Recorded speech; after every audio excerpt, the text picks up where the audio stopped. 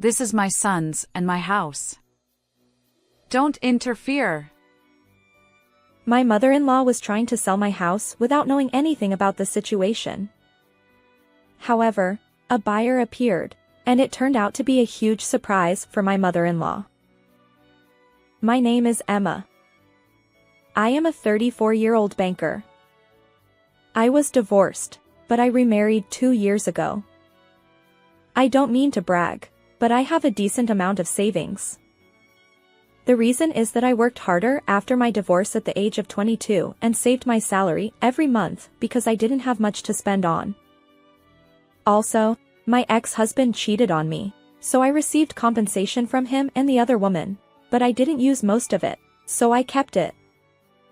I saved it not so much for remarriage, but because I didn't know what would happen to me in the future. Then I met my current husband and remarried about 2 years ago. We met through work, but at first, I only had the impression that we got along well. I never thought it would develop into a romantic relationship, but when my husband confessed to me, I thought he would be a good person to spend the rest of my life with. I thought I could spend my life with him anywhere. That was until the 3rd month of our marriage. At that time, something happened that caused a big change in our relationship. One day in the 3rd month of our marriage, I was relaxing at home watching a movie because I had the day off from work. Then my husband came home after 3 p.m. with an anxious expression on his face. I noticed that he looked unwell, so I asked him in a light tone, "What's wrong? Are you okay? Or is it too early? Did you have the day off in the afternoon?" But my husband sighed deeply and seemed to be struggling to speak. Something was up. Was it a mistake at work or something else? I waited for my husband to speak, and he opened his mouth with a sigh. Emma. Actually, there's something I need to tell you. From my husband's heavy atmosphere and expression at that time, I sensed that something serious had happened. I was worried, but I had to remain calm. I took a deep breath and spoke to my husband. "Tell me anything. I'll listen and understand." After hearing that, my husband also took a deep breath and remained silent for a while, looking anxious. And finally, he spoke with a heavy heart. Actually, before we got married, I borrowed money without telling you, Emma. What? I couldn't believe my ears at the sudden news. What on earth was going on? Then my husband began to explain further. Recently, our household finances have been tight, and I couldn't pay it back. After remarrying, I left all the household finances to my husband. I actually wanted to take care of it myself, but he refused. The reason was that he was the breadwinner and wanted to do it himself. I thought it would be okay because of his personality, so I didn't think anything of it at the time. So I thought there was no problem with the household finances. I had a mix of surprise and a slight anger at the sudden confession. Why didn't you tell me? If you had told me about the debt before we got married, I might have been able to help. Does your mom know about this? My husband answered with a regretful expression, holding his head in his hands. I'm sorry. Mom doesn't know. Why not? I was skeptical of his answer that his mother didn't know. I thought it was natural for her to know if he had borrowed money before we got married. Then he began to talk about the debt. I thought I could pay it back right away. So I've been desperately hiding it. And Mom has always been nagging me about money, so I thought she would get angry if she found out I was in debt. I was disappointed in my husband for the first time on this day due to his pathetic reason. I thought we had a relationship where we could talk about anything after getting married, but I never thought he was hiding a secret from before we got married. I asked him about the use of the debt, even though I was amazed. If it was a necessary expense, I could understand it. So I was going to say a lot after asking, but the use of the debt was too trivial. My husband had spent a lot of money on hobbies and entertainment, such as luxury cars, luxurious trips, and expensive brand name products, for his own pleasure even before we got married. However, his lifestyle far exceeded his income, and he gradually accumulated debt. No wonder he wore nice things every time we went on a date. But there is no point in regretting marriage now. Besides, I decided to get married because my husband and I got along well. It's unfortunate about the debt, but now we have no choice but to look for a solution. I tried to understand his feelings while listening to my husband's words. He probably told me because he is in considerable trouble now. If so, I thought I should understand his heart. Since we are married, we should support each other and overcome difficulties together. I reminded myself and told my husband this. It's no use blaming you for how you spent your money now. The debt is certainly affecting our current household finances, but I'm sure we can manage it. Emma, is it okay? Will you forgive me? My husband's eyes seemed to be filled with hope. He probably thought he would be scolded. He must have thought that I might divorce him at worst. But let's talk about everything from now on. Keeping secrets can be a cause of breaking relationships. My husband looked relieved at my words. Thank you, Emma. I'm sorry. I'll do my best to earn your trust again. My husband smiled happily as if he had been saved by an angel. However, I still had a credibility issue with my mother-in-law in my heart. My husband asked me not to tell my mother-in-law about the debt.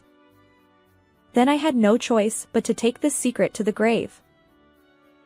And afterward, we purchased a house. Although the purchase was made under my name with a loan, having our own home was still a delightful thing. About a week after moving into our new place, we invited my mother-in-law over to share the news. I firmly warned my husband not to mention the ownership issue to my mother-in-law. My husband nodded in agreement, but he seemed nervous, as if he might accidentally slip up. Hopefully, nothing would go wrong. When my mother-in-law visited, she was overjoyed, but during our conversation, she said something that caught me off guard. This house belongs to my son, right? I'd love to see what kind of home he has bought. Maybe it'll even be the house I'll live in someday. Haha. My mother-in-law said this precisely because she didn't know everything, but when I looked at my husband's expression, he appeared quite anxious. Since it wasn't in his name, he probably felt uneasy. However, I decided to save face for my husband and assured my mother-in-law that she was welcome to visit anytime. However, my words didn't sit well with her, and she seemed dissatisfied. You didn't buy it, did you? Yet you have the nerve to say it's okay for me to visit. You're quite thick-skinned. I apologize. As I glared at my husband while apologizing, he averted his eyes. I wished he would at least back me up, but I knew he wouldn't. Despite my frustration with him, I suppressed my anger in the moment. Instead, I gave my husband a piece of my mind after my mother-in-law left. Can I have a word? What was that attitude earlier? I've been speaking as if you were the registered owner. If that's the case, couldn't you have defended me when Mom said something? It wouldn't hurt to do so. I laid out all my thoughts, but my husband merely apologized. His demeanor made it seem like he thought a simple apology would suffice, which only added to my irritation. Ugh. It's so frustrating. Reacting in anger wasn't the wisest move on my part. My husband, who had reached the limit of his patience, underwent a complete transformation at this moment. But, You know, even though the ownership might be in Emma's name, it's our home. So, this time, it's not like I'm entirely at fault, right? What? Surprisingly, my husband, who had asked me to be the registered owner because of his debt, was now starting to act defiant. While it was true that this was our shared home, considering that I had also provided the funds, it was inconceivable for him to say such a thing. If it weren't for the debt, we wouldn't be in this situation. That day, my husband and I had a major argument. After exchanging heated words, we eventually stopped talking altogether. However, as my husband was leaving, he said something like this. Remember this, Emma? You've angered the breadwinner of this household, so I won't care about the consequences. It sounded like sour grapes, so I didn't pay much attention to it. But just 2 days later, something happened. On that day, my husband was away on a business trip. I was at home, having taken a day off, when my mother-in-law suddenly arrived. There was no prior notice, and my husband hadn't mentioned anything. Why was she here? Open up, Emma. You're here, right? From what I could see on the monitor, her expression was far from calm. She was openly hostile toward me. Although I hadn't done anything to provoke her, I couldn't just leave her standing outside, so I let her into the house. May I ask what's going on, Mom? Even as I spoke, she marched confidently into the house. She plopped down in the living room chair and gestured for me to sit as well. I sensed trouble brewing. Thinking this, I took a seat next to her. What's the matter? Her eyes widened, and she uttered the unexpected words. We're selling this house. Excuse me? What did you just say? Was I hearing things? Selling the house that was under my name? And why was she saying this? I couldn't comprehend it. But before I could ask further, my mother-in-law blurted out in anger. This house belongs to my son and me. Don't you dare interfere. Right. From her perspective, the house was set under my husband's name. In an attempt to calm down my enraged mother-in-law, I decided to inquire about the situation. Hold on a moment. I don't understand why you're talking about selling the house. Can you explain? To my surprise, my mother-in-law began to reveal something astonishing. I received a consultation from my son. He complained that you are overly critical about household matters. He even mentioned that you didn't want me to live here, saying, I'm the one who bought this place. What do you mean? Do you get it now? Despite being the daughter-in-law, you're meddling too much, so I stepped in. Even though it's the money my son earned through hard work, you act so arrogantly. I'm actually impressed. At that moment, my mother-in-law was still saying something to me, but it no longer reached my ears. The only words echoing in my mind were her remark, I'm the one who bought this place. How could he say that, while he's secretly hiding his debt from her? What kind of nerve does he have? Judging by my mother-in-law's demeanor, it seems she's still unaware of our financial situation. From her perspective, the owner was her son, so why was I, the daughter-in-law, complaining? It made sense in that context. But considering everything, I decided to impart some reality. It was all my husband's fault. Whatever happens, I won't back down. So, I told my mother-in-law, Mom, you're selling the house, right? As a final gesture, would you allow me to find a buyer? Huh? You want to find one yourself? Yes. Since I seem to have caused some trouble, I thought I'd take care of this. Consider it a sort of inconvenience fee. At that moment, my mother-in-law smirked. Oh. You realized there's no escaping this, didn't you? Fine, I'll accept your sentiment. Go find the best buyer. Oh, and I almost forgot. I've been holding on to the divorce papers from my son. When you've sorted out your feelings, submit them. Divorce papers? Exactly. He seems dead serious. Well then, consider it done. And one more thing. I'll need you to pack up your belongings. We'll be appraising the house in a month. With that, my mother-in-law left, looking quite satisfied. The fact that she handed me the divorce papers means my husband is deadly serious. And from that day on, my husband never returned home. I received a message from my mother-in-law saying that he would be working from their family home for a while. The family home and our house are about a 20-minute drive apart. The office is closer to the family home. But now I understand perfectly well. I can punish my husband without mercy. I immediately decided to contact my friend Sophia. We've been friends since college, and we still consult each other frequently. There was one reason I visited Sophia this time. A few months ago, she had just gotten divorced.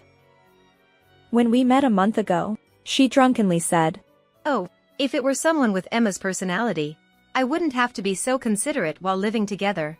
Haha." At that time, I casually brushed off her comment, but now I wondered if I could cleverly use it. "Sophia, how about sharing a house with me?" Huh? Sophia was surprised by my sudden proposal, but as I explained the background and revealed my plan, she enthusiastically agreed. I'm thrilled to share a house. Let's start moving my stuff right away. Yes. My surprise for my mother-in-law is to reveal that the house she thinks belongs to her son is actually mine. And on top of that, I'm living in a shared house. I want to see the despair on her face after all the harsh things she said. And 1 month later, my mother-in-law arrived. It was a day earlier than the appraisal date, so I wondered why she had come. When I asked, she explained that she wanted to see if I was preparing to move out. Behind her, my husband stood, as if hiding. Clearly, he hadn't told my mother-in-law about the house's ownership and the debt. I escorted them to the entrance, but as they attempted to enter the house, I stopped them. "Excuse me, please don't enter without permission." Huh? What are you talking about? This is my son's and my house. We have the right to enter, don't we? She sought my husband's agreement, but he remained silent. "Mom, have you seen the property registration certificate?" My words made my husband visibly anxious. He knew this situation was inevitable from the start, but his inability to speak up was his fault. I proceeded to reveal the truth to my mother-in-law without mercy. "This is the property registration certificate I obtained. Take a look. Do you understand that I am the owner of this house?" But isn't this house owned by my son? After all, he's the breadwinner, and he has more money than you. As she began to say this, I interjected forcefully. "You haven't heard it from your son, have you? About the debt and who the actual owner of this house is?" What are you talking about? Debt? I prompted my husband to speak up. He hesitated but, under pressure from my mother-in-law, finally confessed. "I'm sorry for keeping this from you. I was in debt. That's why I couldn't manage, and I asked Emma to be the loan guarantor." My mother-in-law's expression tightened, and panic was evident. Wait a minute. So why didn't you say anything until now? I thought I'd get scolded. My mother-in-law held her head in her hands, sighing. She exclaimed, Why didn't you tell me sooner? The appraiser is coming tomorrow, and I plan to use the money from selling this house for renovations on our current home. What are we going to do now? I'm sorry. I wanted to tell you many times, but I lacked the courage. I never imagined my husband was so spineless. Watching my mother-in-law's pitying expression, I seized the moment. I apologize, Emma. Ignorance is no excuse, and I'm truly sorry. But, despite everything, could you avoid divorce? If you continue like this, there will be nothing left. So, can we start anew by wiping the slate clean? I had been waiting for this moment. After all her criticism of others, she now wanted help when she was in a tight spot. A sweet irony indeed. And then, Sophia arrived. My mother-in-law was surprised to see her. Who are you? Emma's friend? Yes. Oh, but we're also housemates. Emma is single now, you see. As soon as Sophia said that, my mother-in-law froze. She probably understood. My mother-in-law had already conveyed my husband's intention for divorce to me. So, the term single likely made sense to her. Our relationship was no longer that of husband and wife. Besides, the appraisal result didn't matter. From the beginning, the house was in my name, and my husband couldn't even afford the loan payments. After a brief pause following Sophia's statement, I informed my mother-in-law. Given that, unfortunately, we can't start anew. His belongings are all packed up. Feel free to take them. My mother-in-law stood there, stunned, and my husband looked pale. Afterward, they both left, shoulders slumped. The recent events seemed to have caused significant emotional distress for both of them. The original intention was to send the appraiser away when they arrived tomorrow, but witnessing their despair was satisfying. Since then, my husband has been profusely apologizing to my mother-in-law. Keeping the debt a secret led to the worst possible outcome. Well, that's hardly surprising. Although the house was purchased during our marriage, it's subject to property division. Despite being the owner, I can't make decisions unilaterally without my husband's input. So, I hired a lawyer experienced in such matters and had several discussions with my husband. The outcome: I'll continue paying the mortgage for this house, and I won't make any claims against my husband. In return, other property divisions won't be recognized. My husband agreed and signed off. If he had suggested splitting the proceeds from selling the house, I wonder how I would have reacted, but in the heat of the moment, he didn't consider that possibility. And now, in the aftermath of the divorce, the burden of my husband's debt falls heavily on my mother-in-law. She had been living off her pension, but it wasn't enough, so she began working part-time.